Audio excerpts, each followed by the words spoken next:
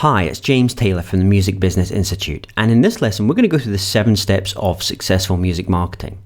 It's both a blueprint and a roadmap that you can use to create the kind of music career you desire. It's also deceptively simple, although the implementation will require that you learn some step-by-step techniques and tactics. Step 1 is building a list of fans. What is the one thing that all successful artists have in common? Lists. Lists are the lifeblood of your business as a musician, and without them it's almost impossible to make a living from your craft. What do we mean when we talk about lists? Well, chances are you already have some lists. Lists can include lists of your fans that have signed up to your email newsletter, lists of promoters you've worked with, and lists of media contacts that you have a relationship with. The reason why lists are so important is because they act as a form of currency in the music business. In music, it is very much about who you know, and we use lists to measure this. One of the first questions a record label executive, artist manager, or agent will ask you is the size of your lists. The size and quality of your list is directly related to how many records and concert tickets you sell and the income you generate as a musician. So, your number one marketing goal should be to build your lists. Unlike your Twitter following, Facebook likes, and Instagram followers, email lists provide you with a direct contact. This is the reason why email lists are the most important kind of list you'll want to build as an artist. As well as lists of fans, you'll also want to build lists of promoters, media, and influencers. If you don't already have an opted-in email list, then you need to start now. You need to choose 3 traffic sources that you'll use to build your list. It could be Facebook, YouTube, or something else. You then need to create what is called a lead magnet, which is some piece of value that you'll give to fans for opting into your list.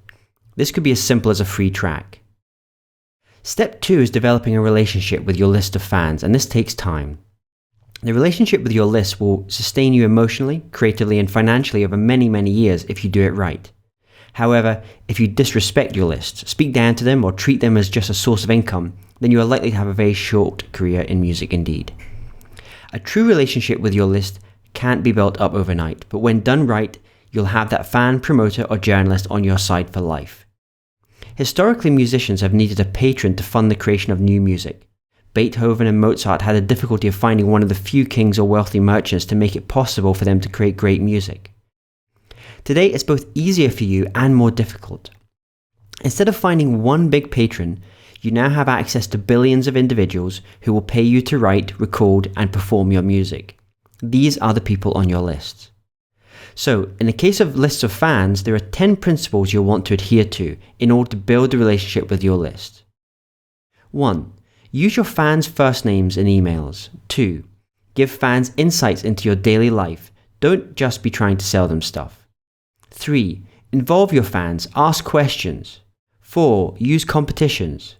5. Be authentic. 6. Be accessible at Q&As and post-show meetups.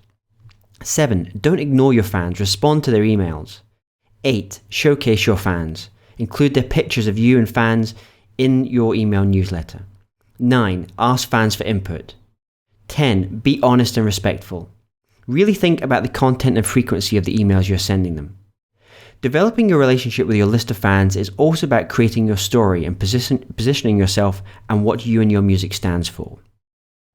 Step 3 is learning what your fans want.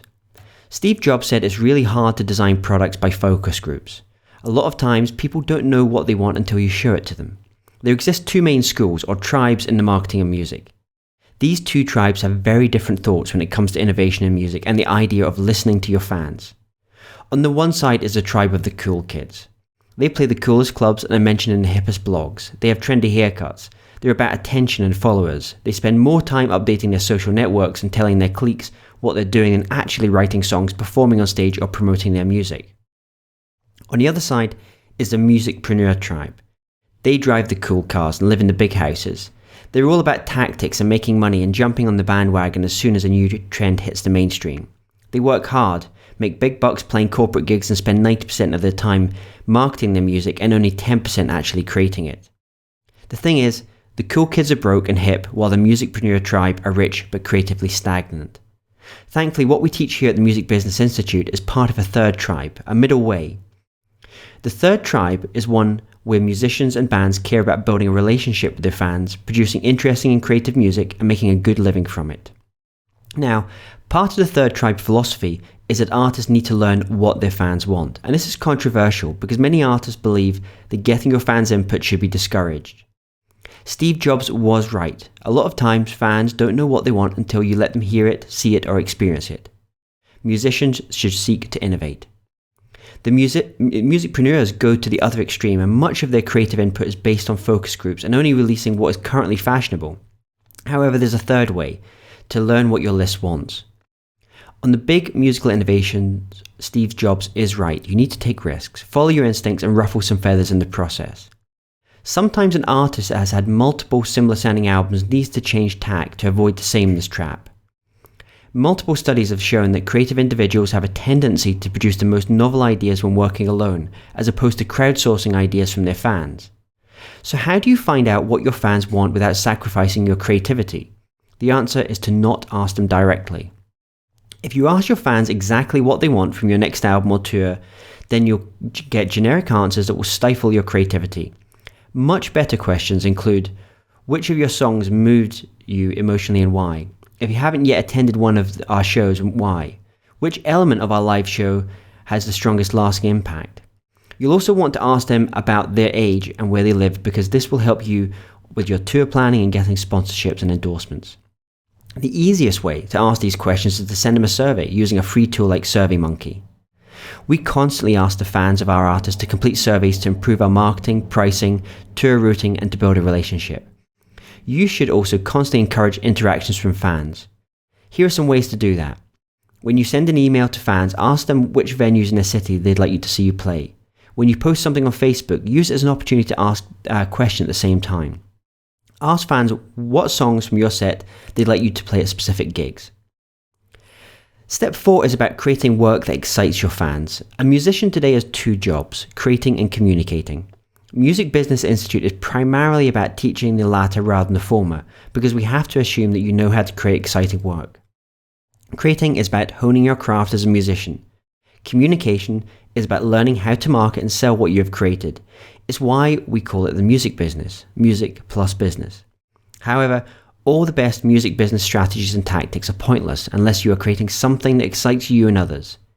In today's lesson, I want you to think about how much time you are actually dedicating to creating as opposed to communicating. I've worked with some artists who are spending 80% of their time creating and only 20% communicating. This can make for great art but a terrible living. The songwriter who spends years in the bedroom writing songs but who never performs or let publishers hear them is in this camp. Then there are the artists, including some successful ones, who devote all their time to communicating, to hustling, doing interviews, and being active on social media. They haven't created anything exciting in years because they are only about the business. Creating can range from working on that new song, recording some new ideas for a future project, practicing a piece you plan on playing live, or brainstorming on your plans for the future. Step 5 is about identifying the fan type. Okay, by this point you know that building lists, developing relationships with them, learning what they want, and creating work that excites them is important. With brands, we talk about moving people up the relationship hierarchy. An example is with Apple. You might be introduced to the brand through buying an iPhone, but Apple's aim is to get you to buy everything they do, the iPad, the MacBook, and the Apple TV. The same is true in music, and we call it the fan ladder. The fan ladder looks to move someone from being just mildly interested in your music to where they will buy everything you ever produce, concert tickets, recordings, merchandise. You want to move them from being a suspect to being what we call a super fan. Now, what are super fans? Let's say an artist only needs 1,000 superfans to make a good living. Superfans, also called true fans, are defined as someone who will produce anything and everything you produce. They will drive across the country to see you live. They will buy the limited edition box set, even though they already have the downloaded version. They buy your t-shirt, keychain, and coffee mug. They can't wait for you to issue your next work. They are superfans. Let's say a superfan spends $100 per year in support of what you do. If you have 1,000 superfans, that's $100,000 per year. That's a pretty good living for most musicians. The most important thing to remember with superfans is that they must have a direct relationship with you. That is why turning someone from a follower to a fan, i.e. getting their email address, is so important. It allows you to develop that direct relationship. Once you have identified where someone is on the fan ladder, you can then find out how best to get them excited about your music and your products. You do this by discovering their objections and their psychology. Step 6 is about empowering your superfans. Successful artists always have their own small army of superfans. Believers, Swifties, Little Monsters, and Smilers are all examples of superfans. Once you have built a loyal following of superfans, then you need to empower them so they can spread the message about your music. Street teams are only one way to do this. Street teams are a group of fans that volunteer to support the artist in exchange for recognition, community stature, prizes, and/or to give back. The reason that you'll want to put together a street team include the fact that they're cost effective. They extend your own marketing into new territories. They decentralize and can form into self-directed teams. They build excitement around you and your work and your brand.